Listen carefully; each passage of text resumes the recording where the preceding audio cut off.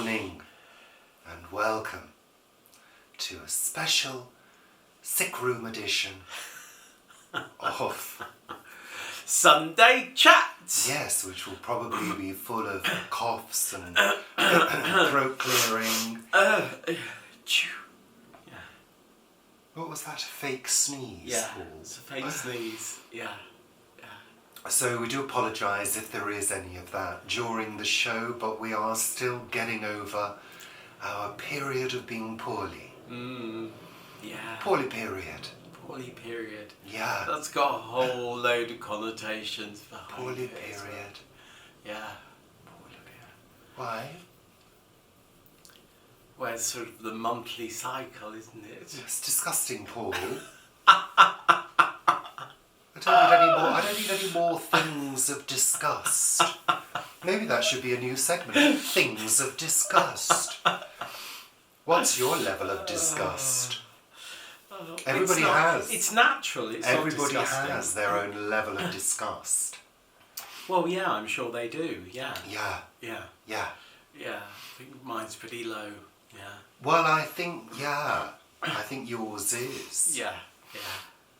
Let's not go into any disgusting details. So welcome and thank you for bearing with us whilst we were poorly. Well, you didn't really have an option. No. To be frank, no, you didn't. No, we'll talk about our illness in a moment.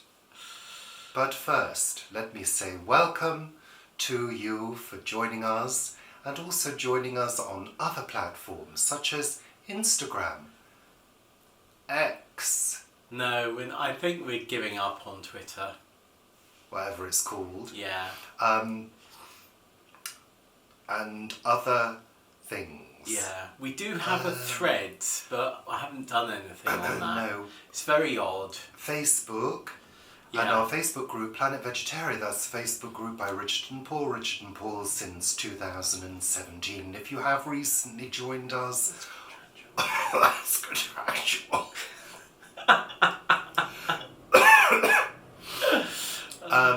If you have recently joined us on PV, as we call it, and you've not been given a welcome, I do apologise. I think a few people have joined recently, but I've just not got round to doing a welcome post.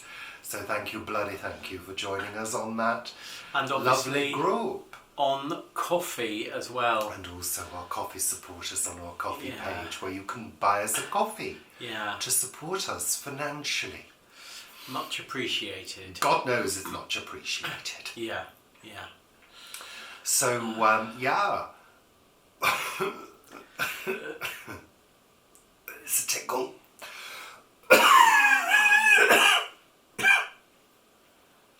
Sound like Muttley, don't I? You do, yeah. Dastardly and Muttley. What was I saying? No, I've gone to Penelope Pitstop now. Penelope Pitstop. Help, Yeah. help, it's a hooded claw. Yeah. She used to run like that, didn't she? She did, yeah. Ding, ding. I used to love Penelope Yeah. Pitstop. What was it? There was a number of them, weren't there? Was it part of the Banana Wacky Races. Split? No, it was Wacky Wacky Races. Races. That was it. Oh, I liked that. Honestly, really intelligent viewing that was. Yeah. And then there was also Roadrunner, wasn't there? Roadrunner, yeah. Which was like, running the road. Yeah, with very fast legs. Yeah, I used to love those. They were all American, weren't they? Were they Hanna-Barbera ones? I don't know who made them, Paul, without doing some research further. I.e. Google. Anyway, let's get on to the first part of the show, which is Richard and Paul's weather report. Well, it's been glorious, glorious summer weather here. Has it? Absolutely glorious. Shut up. It's been shit.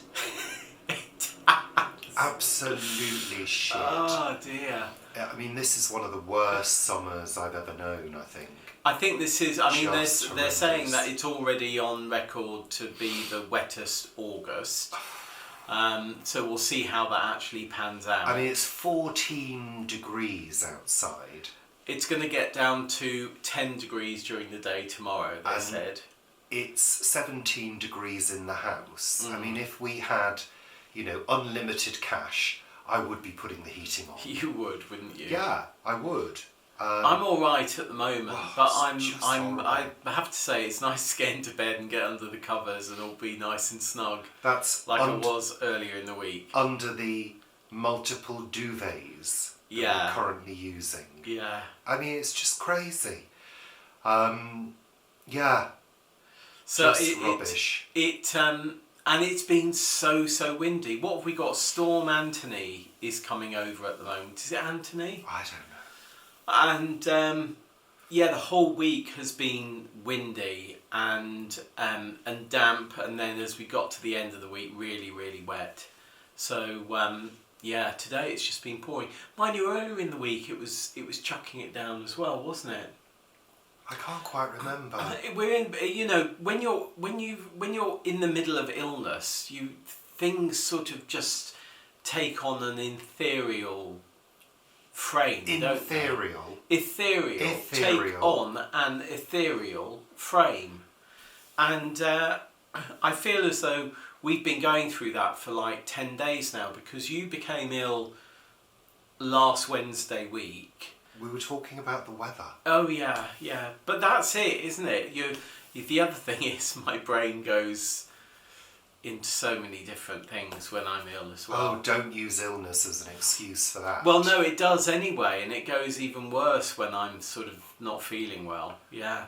Well, yeah. Really so skippity. Weather terrible. Next week, supposedly, it's going to be quite a bit warmer and drier.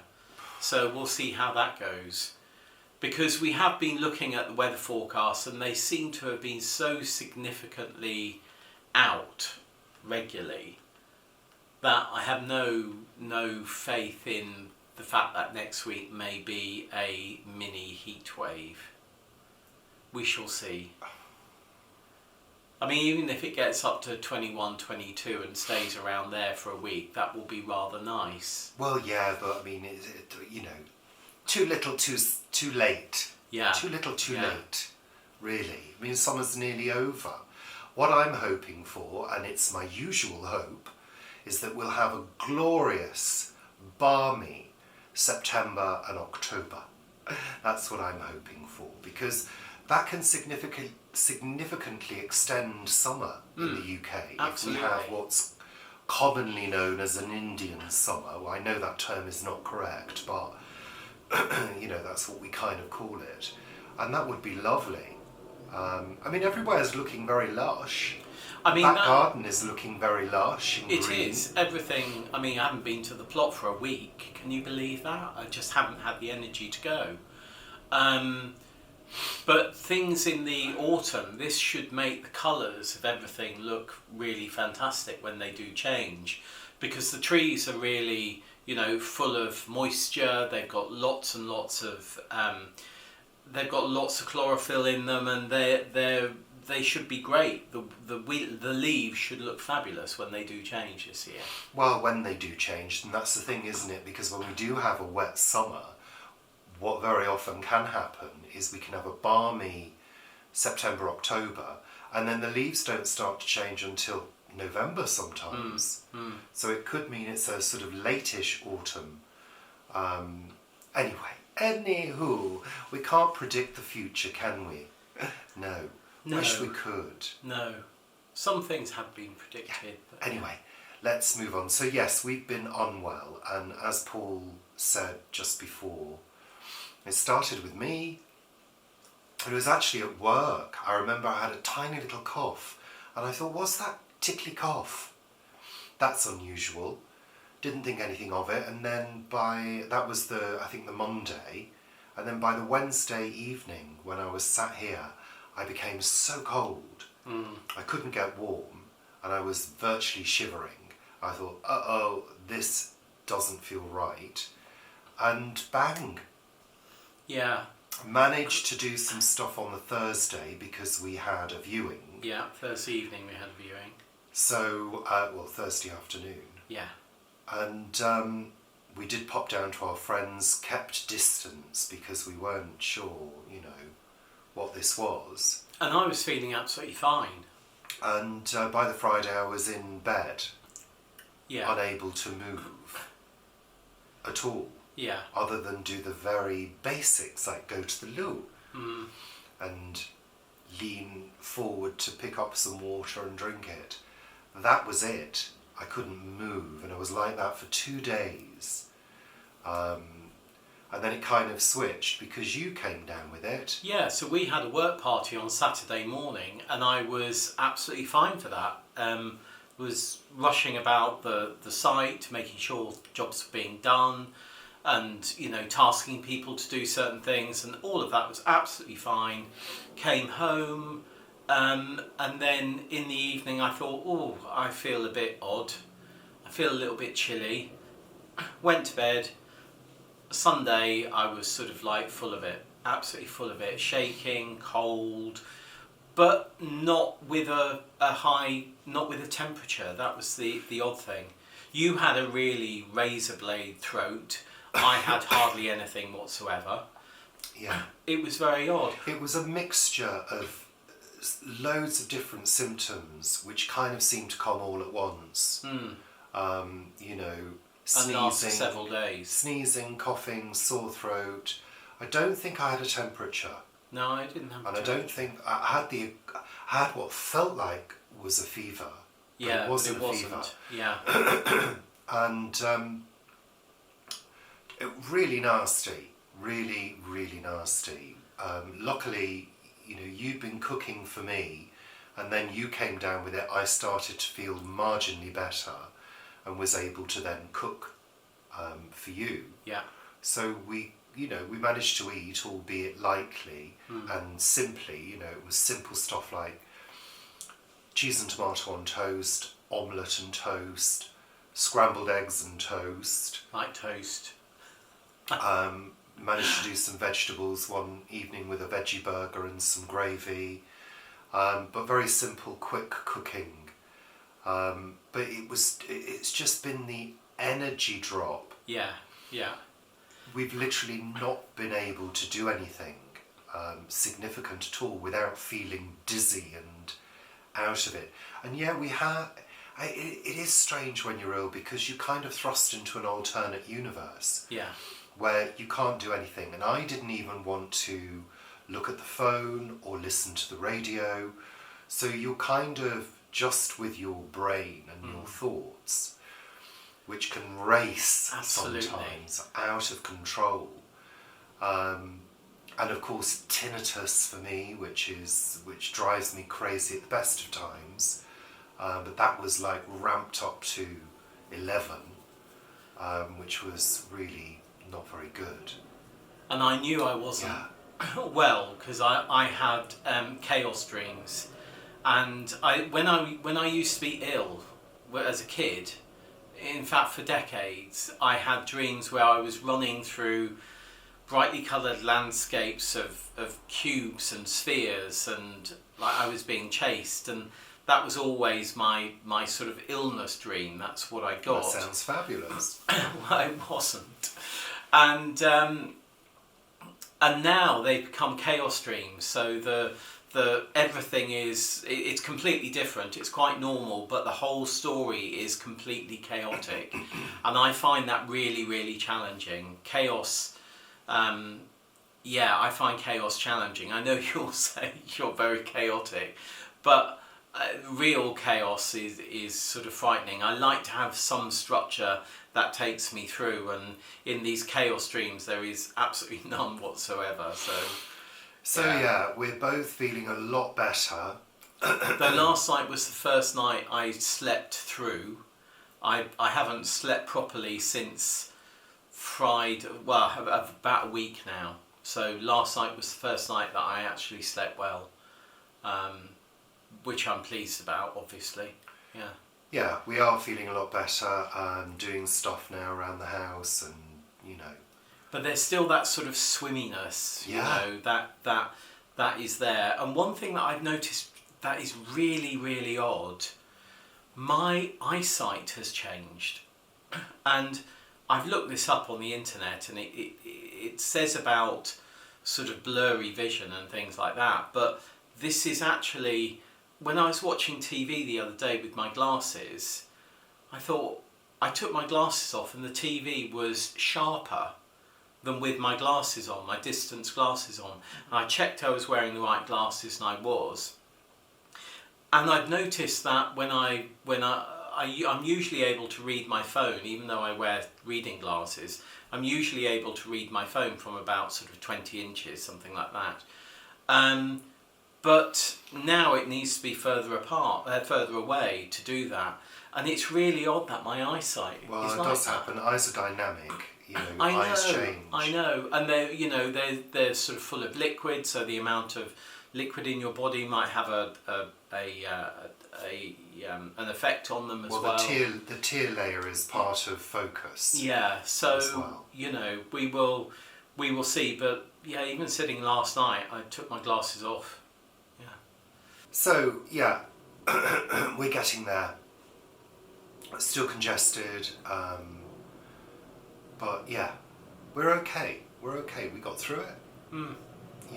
Jane has had it as well. Yes, several people have. I hope you're feeling better. Well, Paul, you went to the pharmacist the other day, yesterday, to pick up your regular prescriptions. Yeah. And the pharmacist said that this has been rife. Yeah.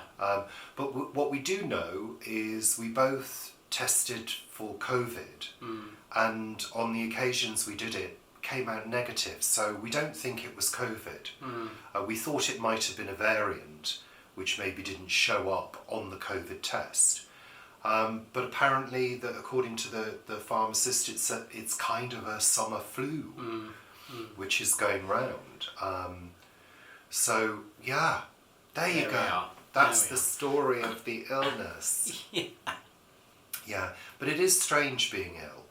It is like you're in an alternate reality. And you talked about eyesight. I found my senses were very sharpened at one point.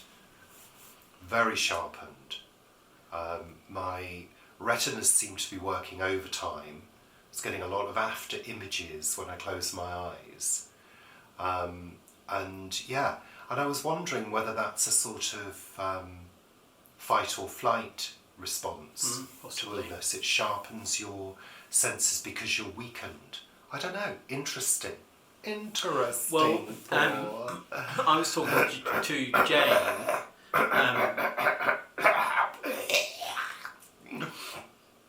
Sorry. I was talking to Jane, on Messenger, and I was saying that I could smell some chips the other day, and I thought, oh God, those really smell fabulous. And I thought, oh, Richard's not cooking chips. And then I looked out the window, and about 50 yards up the road are two guys walking down with a bag of chips each. And it's like, that's quite a distance for me to be able to smell those chips. Well, I don't know. In London, you smell everybody else's food, don't you? I know, but it was very windy, and the wind seemed to be going in the opposite direction to... Well, a pocket of wind lifted that smell to you. It may have done. It delivered it to you. It may have done. And I did say to Jane, and she had she'd lost her sense of smell, which, when you've got sort of cold and sort of bunged up things, does happen. But she felt that her smell had been heightened as well at certain points.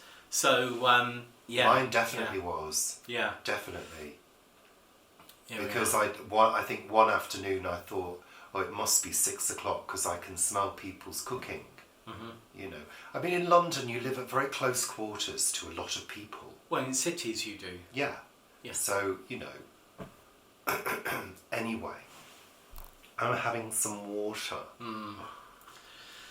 So that's it. We've been in. I mean, the only time that we have been out, or I have been out, is to go to the chemist yesterday, because I needed to get some of my general meds, as Richard said. So I had to go to the chemist, and I was okay getting there and getting back, and that sort of wiped me out for about half an hour afterwards. When I came in, I needed to sit down and do nothing. Other than that, sort of popping to the recycling. That's it. Yeah.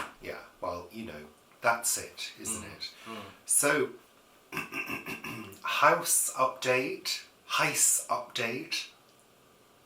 There is no update. We have viewings this afternoon, 2 viewings. So we'll be popping down to our friend's house to have a coffee with her. We've got another 2 next week as well. Another 2 next weekend. So we'll see what happens with that. And of course, those of you who are following the news will know that the UK's interest rates, the Bank of England has risen the interest rates again, which is not unexpected, but just another source of worry for a lot of people in the UK. More money coming out of our pockets. And this is, of course, on the back of banks starting to report record profits over the last quarter and over the last year. Makes my blood boil. You know, we're back to that. I don't think we've ever been out of that situation really, but we're in a far, far worse position as an economy than we were 10 years ago. But you know, certain people are making huge amounts of profits and it's just not being fed back. So, yeah. Well, no, it's not, because banks aren't putting their savings rates up. No, they're not. There's been a couple. They've been... but they should all be doing that. All of them. As soon as... what they're saying is that they don't have trackers for saving rates. Well, maybe they should. Yeah. Because if they have trackers for loans and everything else and mortgages, then have trackers for savings rates, so that if it goes up 0.25%, it goes up. So basically, we've had the situation where loans have been getting more expensive, savings haven't been going up at the same rate, so the profit in the middle has been sort of ballooning, and so record profits. And then of course we have our idiot Prime Minister, who has got children who are going to broil to death, or their children certainly will, with these new 100 oil licenses that he's allowing. Just insanity. You know, climate crisis. They've actually said now that we've reached the point of global boiling rather than global warming, you know, and in that same week that happened, he's allowed non-UK businesses to exploit oil for the benefit of profit margins, nothing else. And it so happens that Shell, who are one of the companies that has now got many new licenses to drill for oil, has also just done a £1.5 billion deal with Infosys, which just happens to be owned by Rishi Sunak's father-in-law. So there we are. I'm in a coma now. These things aren't all tied around. I mean, it makes no difference to the man on the street. We will always be at the mercy of these companies. There's very little we can do other than protest, and I'm very pleased to see that there was a protest. You know what? The Just Stop Oil people, at one point they were kind of annoying me a little bit. It's like, you know, let people through, you know, people need to get to work. You know what? I've changed my tune on that now. Right. I'm like, go for it. Cause as much disruption as you possibly can. Just do it. Because nobody's taking a blind bit of notice in the UK in terms of people in power. And the more they do, the more disruption they cause. It needs to happen. It needs to happen. And I'm so pleased to see that they covered Rishi Sunak's home in oil fabric, oil-coloured fabric. I do hope that Rishi Sunak and his family feel violated, feel frightened, feel as though some act has been perpetrated against them, because frankly, that's how we all feel. On a daily basis. On a daily basis. That we're being violated, our rights are being taken away in terms of energy, in terms of the environment, in terms of protest, in terms of our personal money that we've earned. You know, all of that is being completely disrupted by the government, by these large corporations. who really don't give a damn about the little person. So I hope he's feeling that, him and his family. So just stop oil, good on ya. You know, they've got the guts to get out there and do it, why not? Yeah, no, I've So always I'm with been them. for them. So. Well, I do feel sorry for people that can't get their child to a hospital in an ambulance. Situations like that, But yes. that hasn't really happened, But you has know it? what? The right-wing media has said Yeah, it has, but it hasn't. Yeah, but do you know what? Very soon, that's going to feel like nothing Well, yeah, compared totally. to the problems that people are going to have to face due to climate change. You know, we're seeing it around the world already. So, yeah. Anyway, anywho, let's get on with the show, shall we? To the final segment of what have we watched on television this week, Paul? Well, we've very much enjoyed the last episodes of the second series of The Lincoln Lawyer on Netflix. Really great, really good writing, acting, the whole thing's great. Yeah, well worth a watch. What else we watch? Foundation. We started series 2. Federation? I was then, going to were you? Federation. I was thinking of Star Trek then. Foundation, and yeah, that started quite with a bang. Literally, actually. We've almost finished RuPaul's Drag Race All Stars Season 8. We've got another episode to do. So that's great. We finished, or season 2 of Sister Boniface has finished. There's some episodes that we really quite enjoyed, and there's some that we really didn't. I think when they go into the silly scenarios, Yeah. I think that's a bit too much. But I think the episodes that avoid those are much better and slightly more serious. And I think they just work better as dealing with Sister Boniface as a serious character rather than some spaced out nun. Yeah. You know. And I think also, for me, it's about the edits. So when those sequences occur, they're sometimes slightly too long. Oh, where yeah. actually the sequence could be halved at least and still get across the point. What are you doing? I just thought of something else. You just thought of something else. Well, be careful with How my do you- pen. No, it doesn't. No, it doesn't unscrew, Paul. It's not an unscrew pen. Oh, I'll just remember. It's a pop-off. What is it? Good Omens. Oh, Good Omens. Yeah, good. I can't see what I'm writing. We started the new season of Good Omens. This is with David Tennant and Michael Sheen.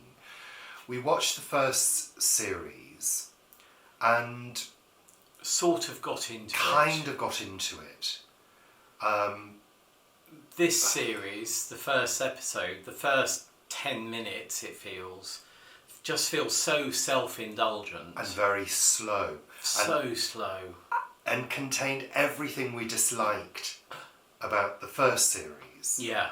So whether they're going to move on from that, I don't know. But yeah, it does I feel have no slow. interest in watching it. I really don't. Yeah, it's kind of... And also the sound was all over the place. It sounded as though they were in a tunnel, they were in a tunnel. That's how the sort of reverberation was. Yeah, okay. Quite a lot of it. Blah, blah, blah. Didn't like it. And also you weren't feeling too well. No, but that didn't stop me. I watched a programme with Dara O'Brien on the moon. Dara O'Brien was on the moon. No, on the moon, as in about the moon. And that was good. I've got this image don't know of what it's Dara on. O'Brien. Wasn't it Channel 5 or 4? I don't know. Channel 5 maybe. I'm not sure, but it was very good. It was very good. And they were at Jodrell Bank at one point. For those of you who don't know what Jodrell Bank is, it's a place in Cheshire where there is a huge radio telescope. It's world famous. In fact, it's kind of just up the road from where I was born. Yeah, literally. In Knutsford, and from where I lived in Macclesfield and Wilmslow. So I'm very familiar with it. When we do go up there in winter, when the trees are off the leaves, the route we go, you can actually see it. It's a huge. I mean, it's a huge structure. And we visited there once, didn't we? I visited. We the two of us visited there once. Yeah, I think we went. Yeah, we did. Years ago. I'd like to go again at some point. So that was good. And they've got other telescopes there now, haven't they, on the same footprint of land? Well, I think there's always been a couple of smaller ones. Right. But isn't there something where they spaced everything out in metre squares or something like that? I'm sure there is. No, I think you're thinking about another maybe radio telescope array. I've also been really getting into UFOs and UAPs. No, I seriously, because recently in the US there was an address to Congress a congressional hearing or whatever about the UAPs and about, What is a UAP? Unidentified, unknown something phenomena. It's not aerial, it's something else.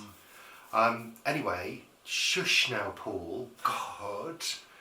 I mean, I've always kind of been into UFOs, but I kind of put my beliefs to one side a good few years ago now, because I think you can become a little bit obsessed about it.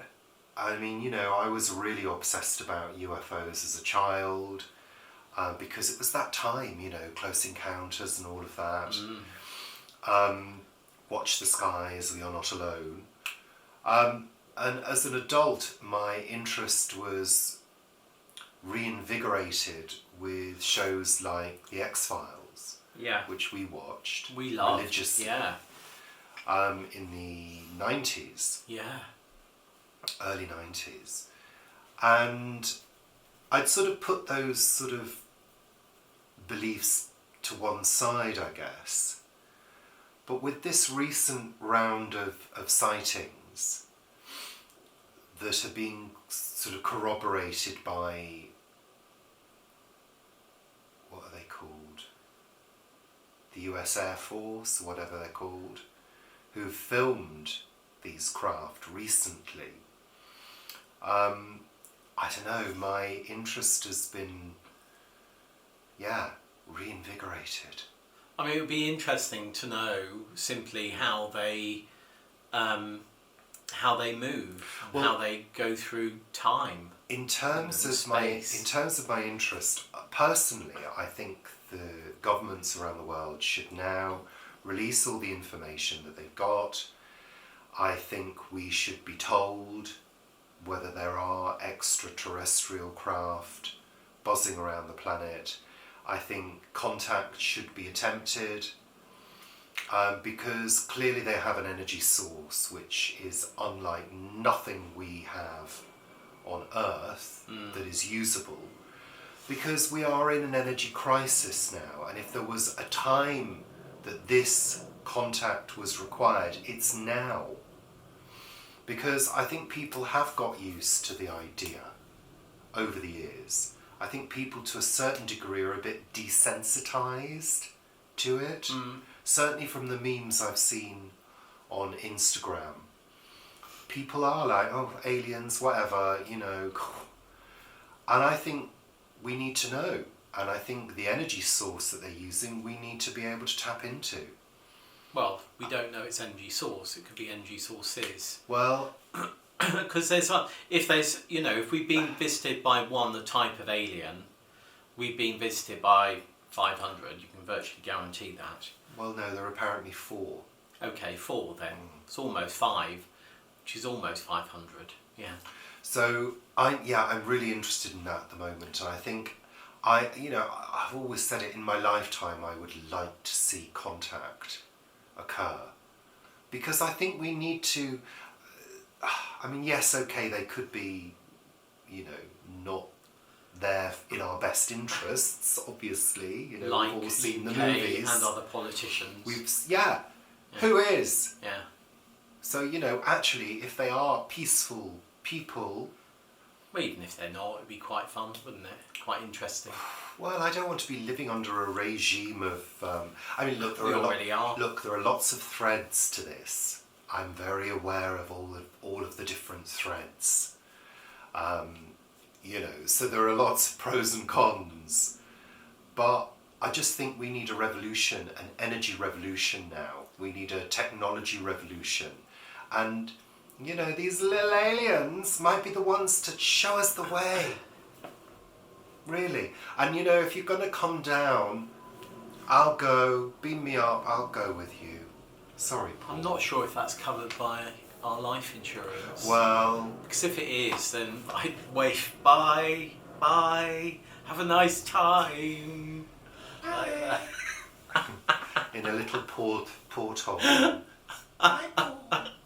I want to go around the galaxy and back, and dear. yeah, I want to see it all. I want to be abducted. There we go. As long as they don't anally probe me. Oh dear. Oh. Anyway, yeah, so have we watched anything else on... I'm feeling a bit lightheaded now with all the excitement. But you were saying about governments releasing things. I mean, that was part of this Congress hearing, wasn't it? Well, they released a load of stuff not so long ago, you know, which had some of this, but there's been, you know, more sort of sightings, more things going on. I mean, you know, yeah, I want to believe. You're a sort of Mulder, aren't you? I want to believe. I think I'm more of a Scully. I think you're more of a Scully, but yeah, Mulder was the one that wanted to believe. Or did he believe? I like evidence. Scully wanted to believe, yeah, maybe that was it. I like evidence. And it appears there is more evidence now than there has ever been before. Oh, absolutely. You know? Absolutely. We want to know why they're coming, what they want, if they can help us, blah, blah, blah. I'm here, I'm available for interview. I'll do an exclusive with you. We could do a cooking video with them. Yeah, alien food. Yeah, yeah. But one of the most compelling stories that you will hear is about the school in Zimbabwe back in, I think in the 90s, where, I think Aerial School, I think it was called, funnily enough. And this craft landed and was witnessed by like something like 60 school kids or something. Right. And it the occupant came out and communicated with them telepathically and told them that they needed to save the planet. And yeah, there was a program on this the other day, and it was fascinating because it re-interviewed the kids as adults. I've not seen that. Yeah. And yeah, really interesting, really interesting. But isn't there sort of like mass psychosis and things like that? That can also explain that The type children of thing? were interviewed by psychiatrists. They were interviewed very soon after the occurrence. Yeah. But kids do what they naturally do, run towards a source of interest. Yeah, yeah. You know? They weren't necessarily frightened, but they weren't necessarily supported as well as they could have been by the school. Well, I'm sure. No. Yeah. So, yeah, fascination. Anyway, that's it. And we've also been watching Schitt's Creek. Oh, I know. And just enjoying Terrible. that sort of laugh again, you know, yet again. Yeah. Must be like the third or fourth time. Yeah. Yeah. Anyway, we're going now because I'm starting to feel rather tired. Oh, poor you. I just can't go on. Oh, right. Fair enough. Yeah. Anyway, thank you very much for bearing with us, for tuning in today, albeit maybe a slightly subdued version of the show. Yeah. Maybe next week we'll Oh, that's a delivery. Maybe that's an alien trying to communicate with you. Via Alexa. Alexa, are the aliens trying to communicate with us?